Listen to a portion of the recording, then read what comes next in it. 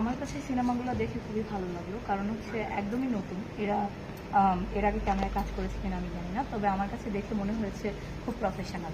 যদিও বাজেট খুব কম, এত স্বল্প বাজেটে ক্যামেরা, লাইট কিংবা ড্রোনগুলো সিলেক্ট করাটাও একটা ফ্যাক্টর। তো সেই জায়গা থেকে আমার মনে হয়েছে যে খুব ভালো হয়েছে। বাজেট যদি আরও বাড়ে কিংবা এরা যদি বাংলাদেশের অন্য ফিল্ম ইন্ডাস্ট্রি বা টেলিভিশন ইন্ডাস্ট্রিতে যদি যেতে পারে, আমার মনে হয় আরও ভালো কাজ করতে পারবে, কারণ তাদের মধ্যে প্রতিভাটা আছে। সেই প্রতিভাটাকে প্রসারিত করতে। এতক্ষণ শুনছিলেন সময় চ্যানেলকে ইন্টারভিউ দিচ্ছিলাম কী উপলক্ষে? বিসিটিআর জন্মদিন উপলক্ষে। হ্যাঁ, একদম ঠিক ধরেছেন। আমি সকাল সকাল একদম আবৃত্তির ক্লাস বাঙ্ক দিয়ে চলে এসেছি। এসে দেখে তেমন কেউ আসেনি, আয়োজকরা এসেছে কিন্তু বাকি যারা তারা আসেনি। মানে এখনও আমাদের মূল প্রাণ অনুষ্ঠানের গেস্ট আসেনি। যদিও আমরা ফান করছিলাম, সোহাগ আপুকে ভীষণ সুন্দর লাগছিল। এখানে রেজিস্ট্রেশন এবং অন্যান্য পর্বগুলো আমরা দেখছিলাম এবং যাই হোক, রেজিস্ট্রেশনটা মূলত বিসিটিআর জন্মদিনকে কেন্দ্র করে। তারপর হচ্ছে আমরা চলে যাই মানে কেক কাটার পর্বে।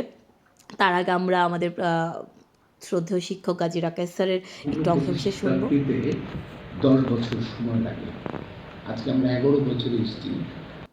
এরপর ফটো সেশনে চলে যাই আমরা একদম কেক কাটার পরই, এবং পার্সোনাল কিছু ফটো সেশনও হয়। যাই হোক, অ্যানাদার কোনো ব্লগ নিয়ে আবার হাজির হব আমি। সেই অবধি ভালো থাকুন, সুস্থ থাকুন, সুন্দর থাকুন।